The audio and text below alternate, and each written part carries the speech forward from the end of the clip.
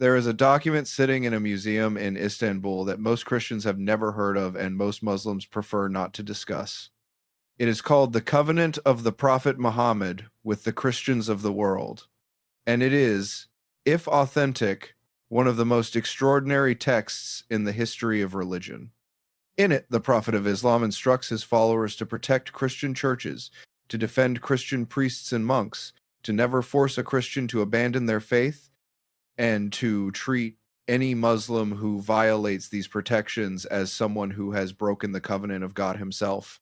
This document exists. Copies of it are held in multiple archives across the Middle East and Europe, and it raises a question that neither the Christian world nor the Muslim world has been particularly eager to answer. If Islam began with a document like this, with explicit protections for Christians written by the founder of the religion himself, how did we end up with 14 centuries of crusades, jihads, inquisitions, conquests, and mutual excommunication? How did two religions that share the same God, the same prophets, the same sacred geography, the same ethical foundations, and the same apocalyptic vision of history end up as the defining civilizational opponents of the last millennium? The answer is not what you think. It is not about theology, or rather, it is not primarily about theology.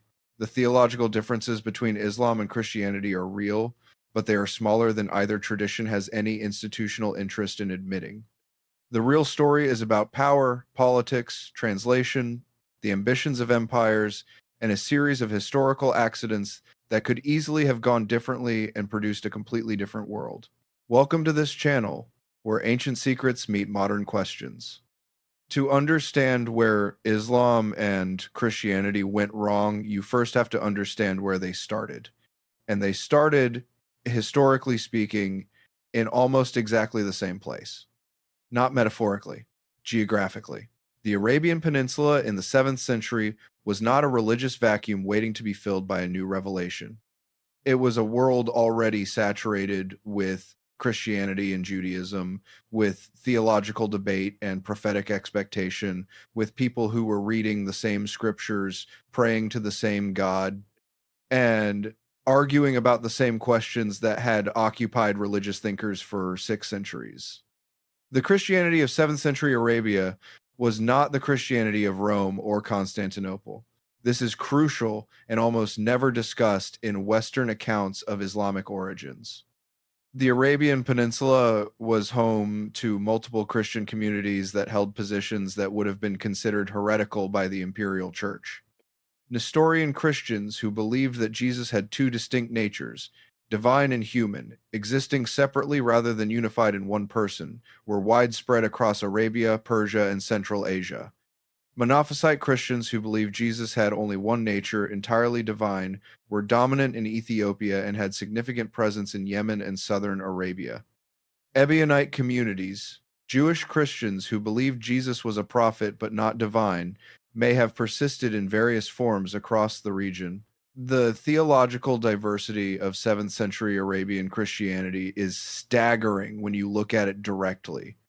And when you look at what the Quran says about Jesus, about Mary, about the nature of God, and about the errors of the Christians, it becomes clear that Muhammad was not responding to Nicene Christianity, the Christianity of the Council of Constantinople and the Apostles' Creed.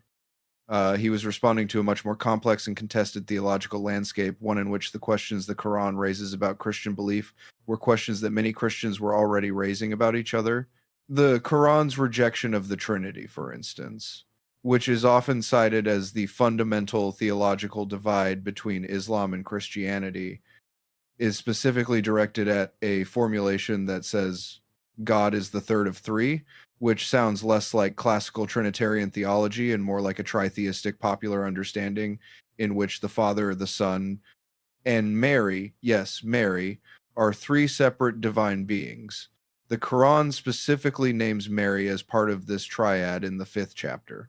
Classical Christian theology would agree with the Quran that worshiping Mary as a goddess is wrong. The theological target of the Quranic critique may have been a popular devotional practice rather than the official doctrine of the Council of Nicaea. This is not a minor point. It means that the central theological disagreement between Islam and Christianity may have been, at least in part, a conversation conducted past each other, with each tradition critiquing a version of the other that the other's most sophisticated theologians would not have recognized as their own position.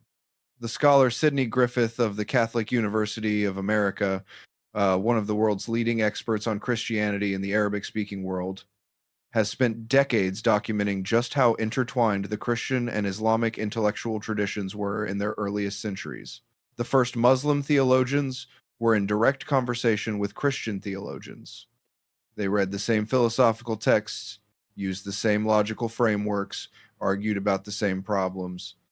The earliest Islamic theology, Kalam, developed largely in response to and in dialogue with Christian theology. It was not a rejection of Christianity. It was a continuation of the same conversation by different people who had reached different conclusions. Now, here is something that almost no one in the popular discourse about Islam and Christianity ever talks about. The New Testament, as Muhammad would have encountered it, if he encountered it directly at all, was not the New Testament as we know it today. The biblical canon was not universally agreed upon in the 7th century.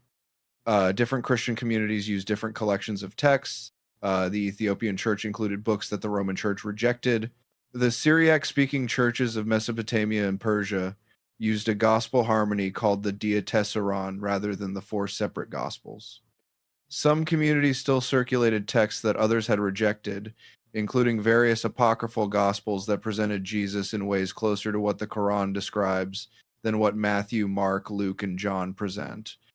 The Gospel of Barnabas, a text of deeply contested origin that some scholars believe preserves elements of very early Christian tradition and others believe is a medieval forgery, presents Jesus, who explicitly denies being the Son of God, predicts the coming of Muhammad by name, and is not crucified but ascends to heaven while Judas is crucified in his place.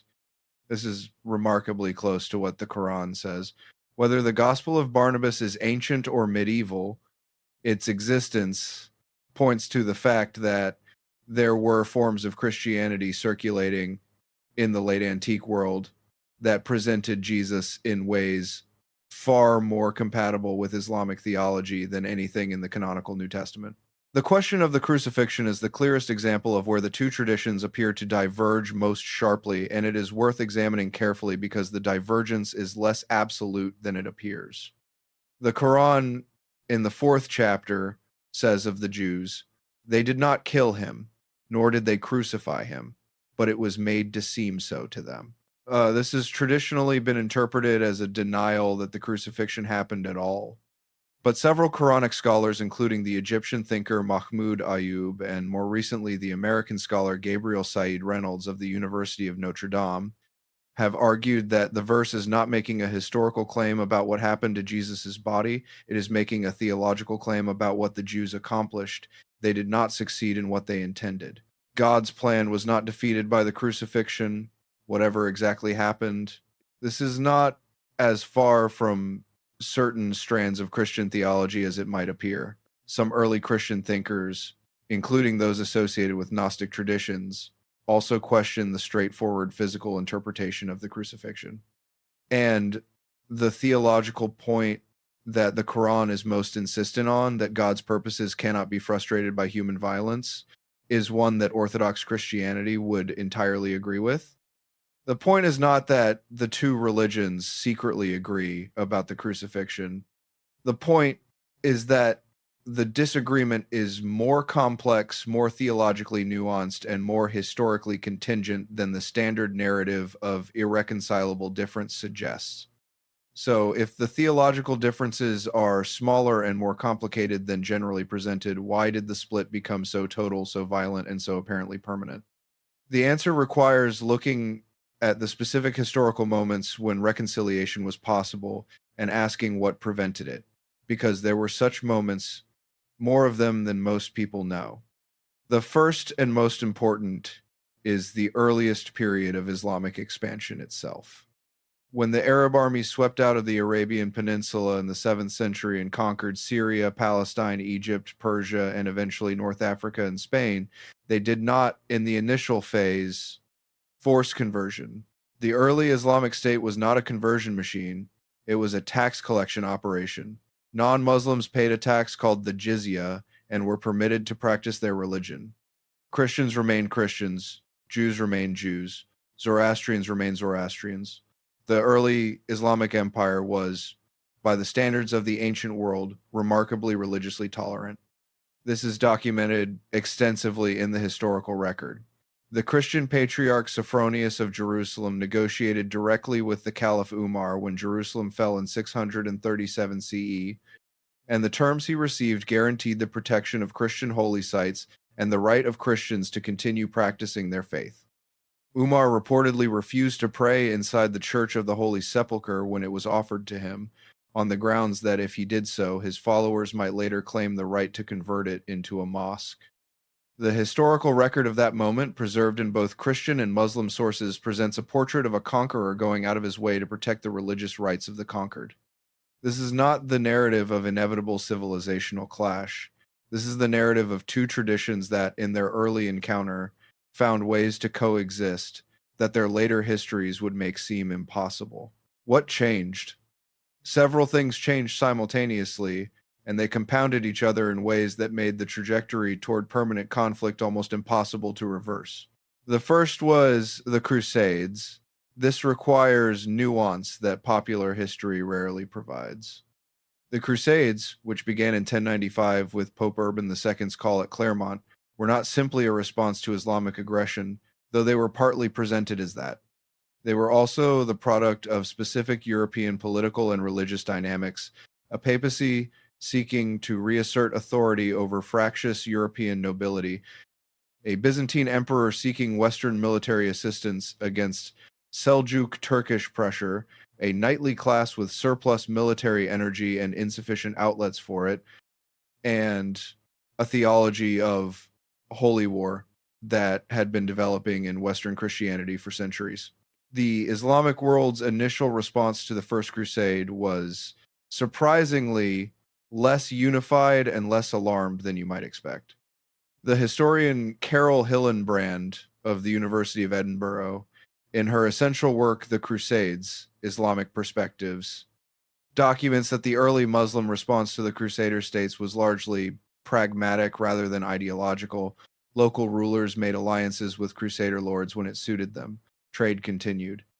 Cultural exchange occurred. The initial Crusader presence was not immediately understood as an existential civilizational threat. What transformed the encounter into the apocalyptic clash of civilizations that it eventually became was the massacre of Jerusalem in 1099, when Crusader forces killed the city's Muslim and Jewish inhabitants in scenes of extraordinary violence that Muslim chroniclers recorded with horror and that echo across Islamic historical memory to this day. That event, more than any theological disagreement, more than any political conflict, established the emotional and moral charge that would define the relationship between Islam and Christianity for centuries. Saladin's recapture of Jerusalem in 1187 was, by contrast, conducted with a restraint that deliberately echoed and inverted the Crusader massacre. Where the Crusaders had killed, Saladin released. Where the Crusaders had looted, Saladin paid ransoms. The contrast was not accidental. It was a statement, preserved consciously in the historical record, about what Islamic civilization claimed to represent in contrast to what its opponents had demonstrated. But the damage was done. The Crusades created a template for the relationship between Christianity and Islam that neither side has fully escaped since. The second transformative moment is less well known in the West and almost never discussed in popular accounts of Islamic history. It is the Mongol invasions of the 13th century, which destroyed the Abbasid Caliphate, sacked Baghdad in 1258, killed the Caliph, and burned what was arguably the greatest library in the world at that moment. This catastrophe, which killed hundreds of thousands of people and ended a golden age of Islamic civilization, did something to Islamic theology that its effects are still being felt today. Before the Mongol invasions, Islamic civilization was characterized by extraordinary intellectual openness. The House of Wisdom in Baghdad had translated Greek philosophy, Persian astronomy, Indian mathematics, and Chinese technology into Arabic and built on all of it.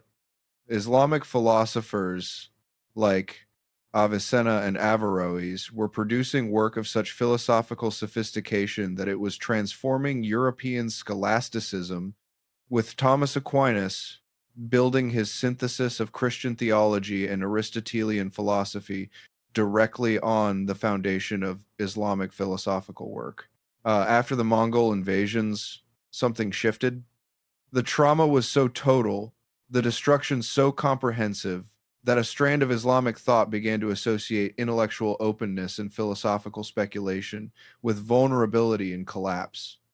The scholar Ibn Taymiyyah, who lived through the aftermath of the Mongol invasions and whose influence on subsequent Islamic thought, including its most conservative and eventually its most militant strands, cannot be overstated, developed a theology of return to fundamentals that explicitly rejected the philosophical tradition that had been the glory of the Abbasid period.